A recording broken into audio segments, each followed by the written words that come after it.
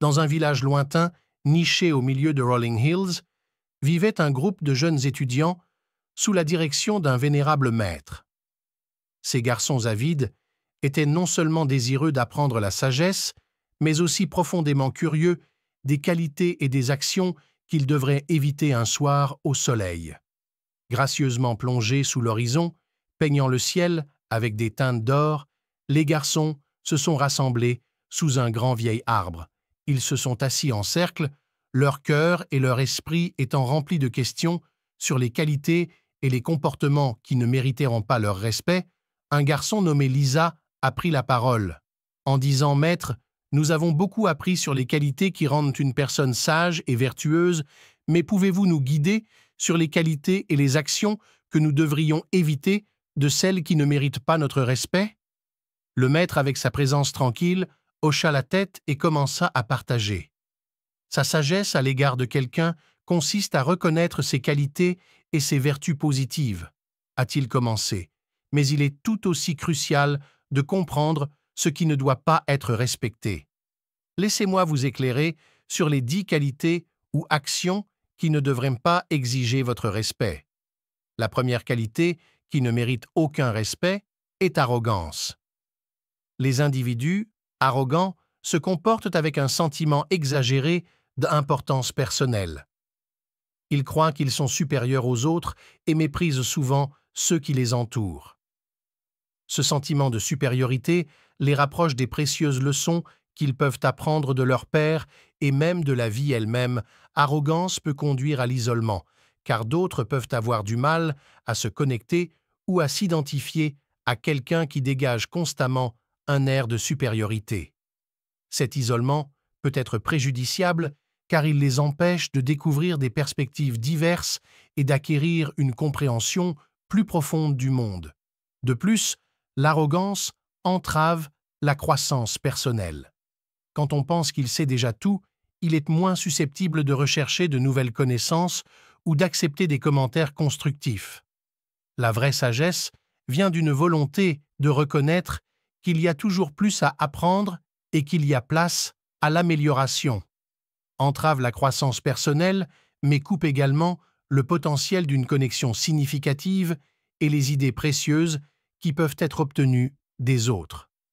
Les étudiants, en maîtrise, ont écouté attentivement et désireux d'en savoir plus. Il a opté pour la deuxième qualité à ne pas respecter, c'est la malhonnêteté. La malhonnêteté est une qualité qu'il faut éviter car cela signifie un manque d'intégrité et de crédibilité. Lorsqu'une personne est malhonnête, cela signifie qu'elle ne dit pas la vérité et déforme souvent les faits ou les événements pour servir ses propres intérêts. Ce comportement peut éroder la confiance et nuire aux relations de manière significative lorsqu'une personne est malhonnête. Devient difficile de compter sur eux ou de croire ce qu'ils disent. La confiance est un pilier fondamental de toute relation saine, que ce soit entre amis, membres de la famille ou collègues. Lorsque la malhonnêteté est présente, la confiance est compromise et les fondements de la relation s'affaiblissent.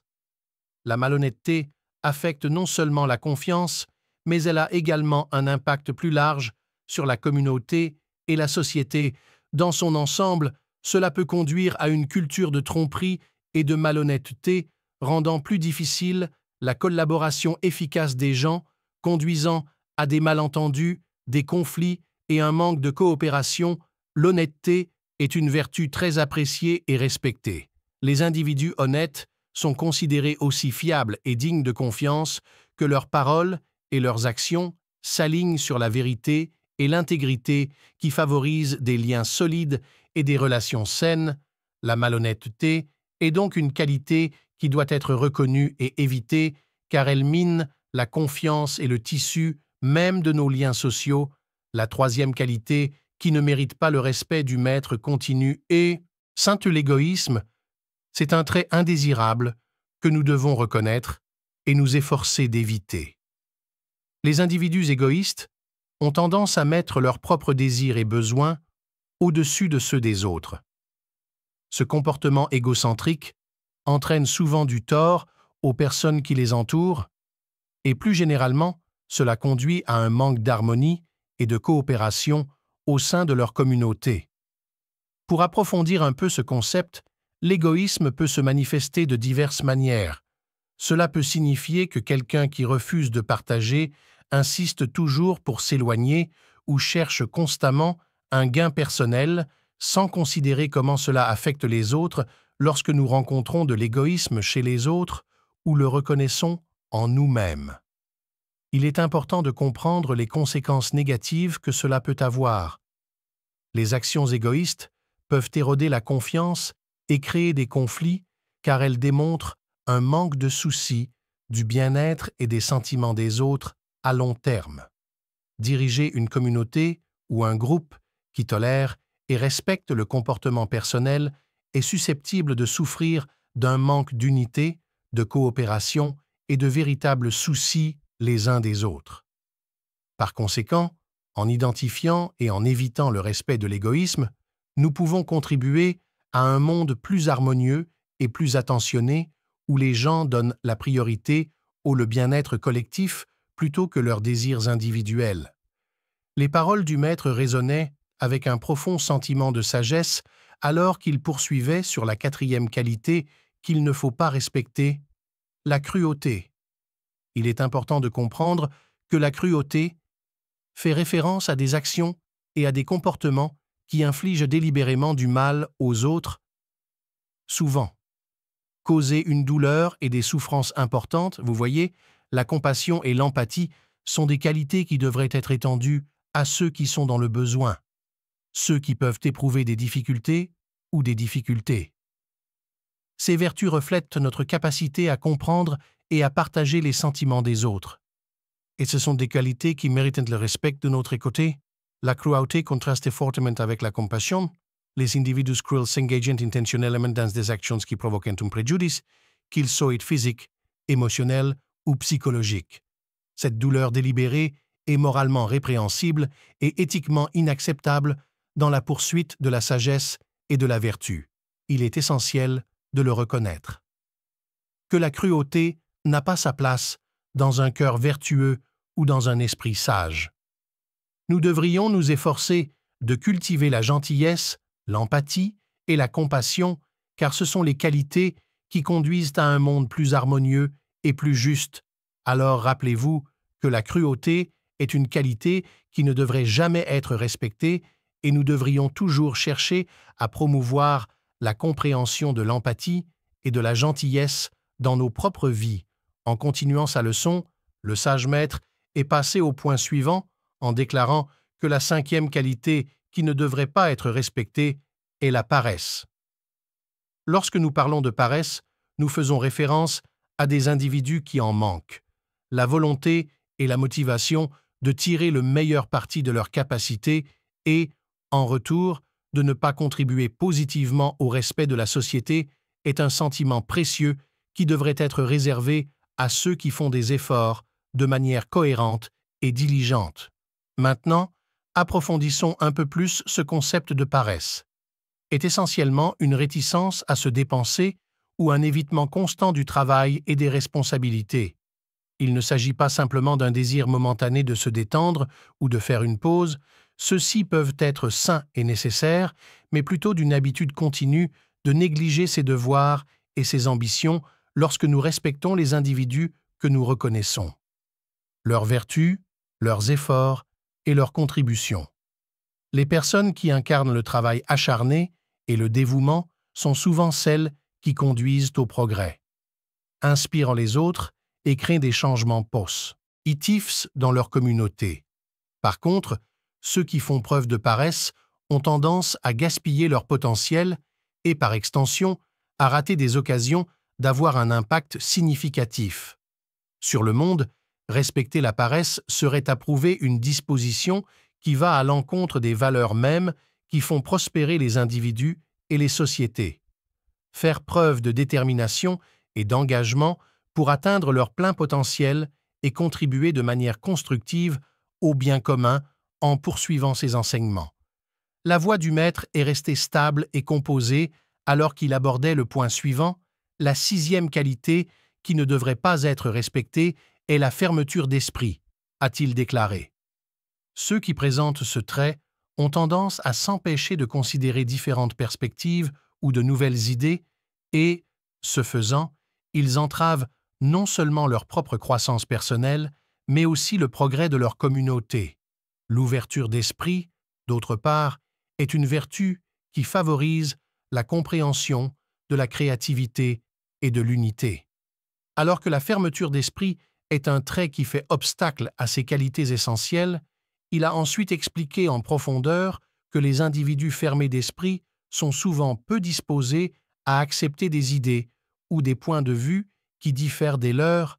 Ils créent des barrières mentales qui empêchent l'échange de connaissances et l'exploration.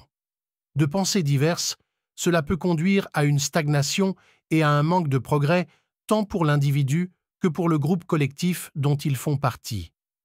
Par essence, la fermeture d'esprit ferme la porte à la croissance potentielle et à l'illumination. À l'inverse, l'ouverture d'esprit est une qualité qui favorise la liberté.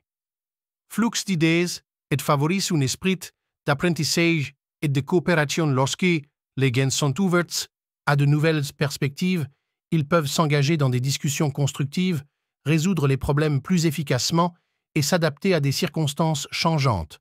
Cette ouverture leur permet d'embrasser la richesse de la diversité, d'apprendre des autres et de construire plus forte.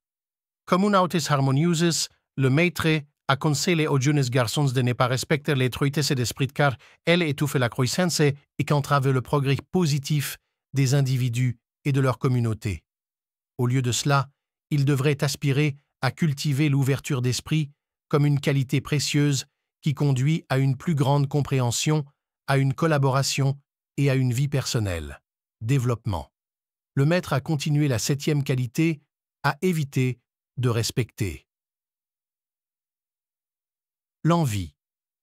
L'envie est une émotion profondément enracinée chez certains individus. C'est lorsque vous nourrissez de l'amertume ou du mécontentement envers les autres, des succès, des possessions ou des avantages. Ce sentiment peut être une force destructrice dans la vie, conduisant à la négativité et entravant la vie personnelle. Croissance. Approfondissons un peu cette notion d'envie.